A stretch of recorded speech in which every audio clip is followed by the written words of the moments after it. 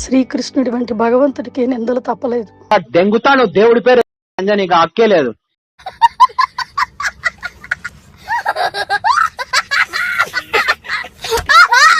మా మీద తీవ్రమైన ఆరోపణలు వచ్చాయి. భారీ స్థాయిలో ట్రోలింగ్ జరిగింది. ఒక్కసారి ఫేస్ టర్నింగ్ ఇచ్చుకోండి. ట్రోలింగ్ అంటారా? సో అసలు ట్రోలింగ్ ని స్టార్ట్ చేసింది ఎవరు? ఎంత పెద్ద స్కామ్ జరిగిందో తెలుసా? నేను ఇప్పుడు న్యాయ పోరాటం చేయబోతున్నా.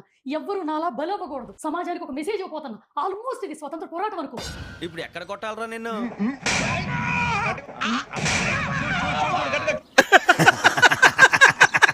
విక్టిమ్స్ డబ్బులు పోగొట్టుకున్న వాళ్ళు ఉంటే వాళ్ళని ట్రోల్ చేసింది ఎవరు స్టార్టింగ్?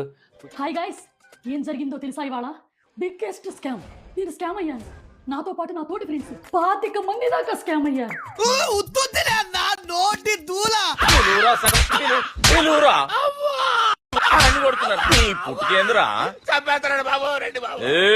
పుచ్చిపోయిన యాపిల్స్ అని దొంగదారులు వచ్చారు, అడ్డదారులు వచ్చారు.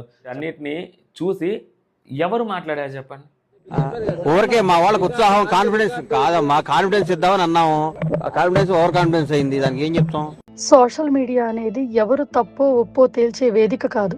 ఆ బాధ్యత చట్టానిది, న్యాయస్థానాలది.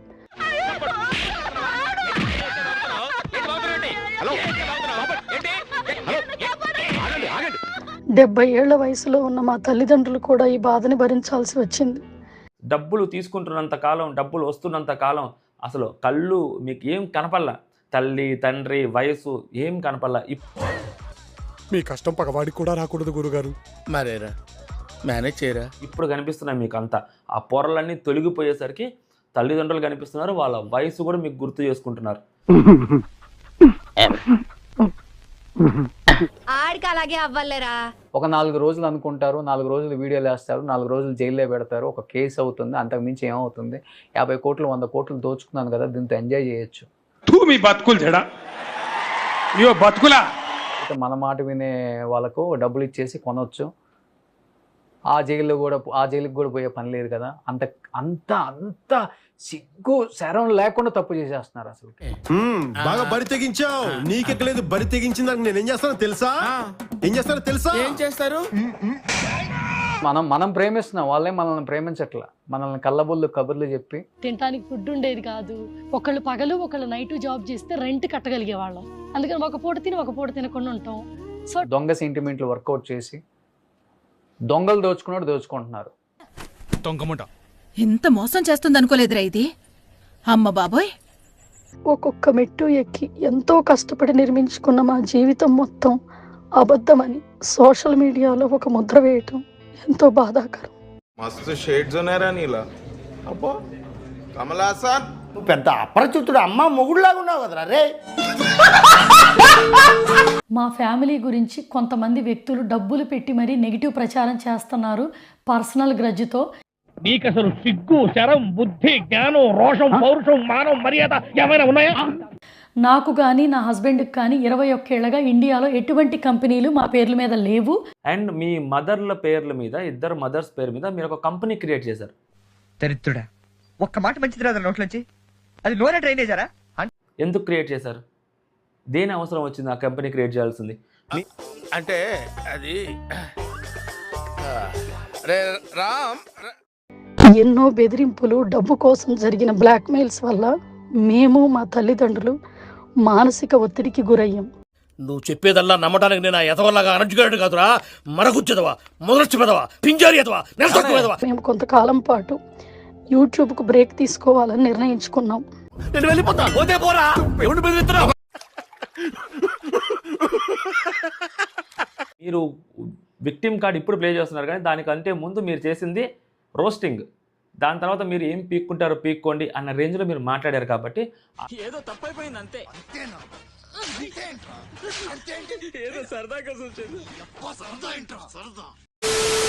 గుండెల మీద చేసుకొని చెప్పండి, వాళ్ళ పేరెంట్స్కి తెలియదా ఇది ఫ్రాడ్ జరుగుతుంది? ఎందుకు మాస్టర్ మాటమాటిక్ అడుగుతారు? నాకు మాత్రం ఏం తెలుసు. కర్మ అనేది డైరెక్ట్గా అప్లై అవుతుంది, ఇండైరెక్ట్గా అప్లై అవుతుంది. ఈ చేసిన తప్పులు వాళ్ళు కూడా షేర్ ఉంది కాబట్టి ఇప్పుడు వాళ్ళు ఎఫెక్ట్ అవుతున్నారు. ఏం చేస్తాం, ఫేట్ అంతే. నేను చేసుకున్న కర్మఫలం ఇవన్నీ, తప్పదు. మీరు అనుకోవచ్చు 70 సంవత్సరాల పేరెంట్స్ని ఇలా తిరుగుతున్నారు పాపం అంటే, పాపమే అటు సైడ్ ఆలోచించండి. అటు సైడ్ ఇలాగ 30 లక్షలు 40 లక్షలు 20 లక్షలు కట్టిన వాళ్ళకి కూడా పేరెంట్స్ ఉంటారు. వాళ్ళు కూడా ఓల్డ్ ఏజ్లో ఉన్న వాళ్ళు పేరెంట్స్ ఉన్నారు.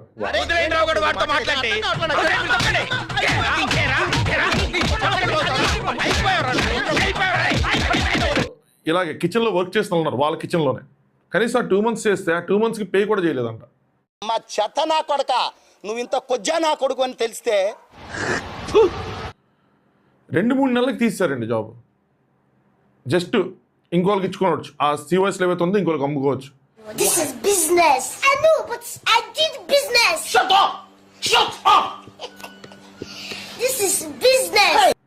హస్బెండ్ ఏమో అక్కడ ఉన్నారు, వీళ్ళకి వీసా లేక వాళ్ళు ఇక్కడికి వచ్చారు.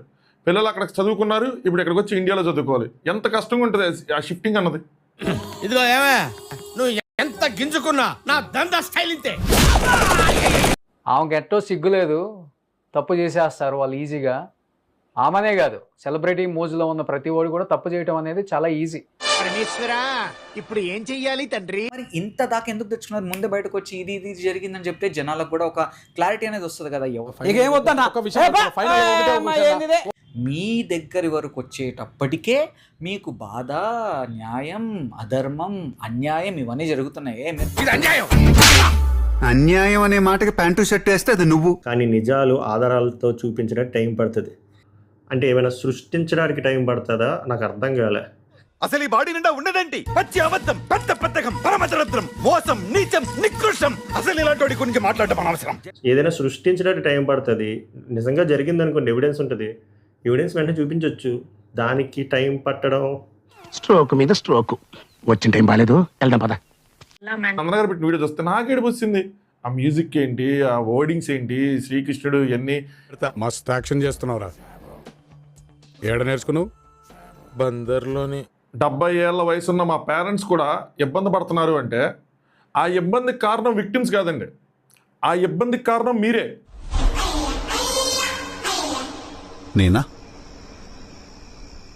నేనేనా మళ్ళా నేనే. 70 ఏళ్ల వయసులో ఉన్న మీ అమ్మగారులు ఎవరైతే ఉన్నారో వాళ్ళ మీద ఈరోజు FIR నమోదయ్యి A4 A5 కింద ఉన్నారు అంటే దానికి కారణం విక్టిమ్స్ కాదండి, దానికి కారణం మీరు. నికృష్టుడా, దరిద్రుడా, అమ్మవారి పుట్టినోడా, పాపంరా. మీరు నిజంగా ఏ తప్పు చేయకపోతే ఆబ్వియస్లీ జ్యుడిషియరీ సిస్టమ్ కానీ, కోర్ట్స్ కానీ, లాయర్స్ కానీ, పోలీస్ కానీ మీ వైపే ఉంటారు. న్యాయం మీ వైపే ఉంటుంది. జరుగుతుంది అవన్నీ నమ్మే ఉంటే నీ ఫేస్ లాగే నువ్వు ఏదో కన్నాలేసుకు బతకాల్సి వస్తుందిరా. ఈ కార్యక్రమం ఇంతటితో సమాప్తం. రేపు ఇదే అలవాసులపై మళ్ళీ కలుసుకుందాం. అంతవరకు సెలవా మరి. మీ అక్కయ్య మీనాక్షి పొన్నుదొరై. నా ఛానల్ పేరు గుర్తుందిగా, please like, share and subscribe. ఏంటి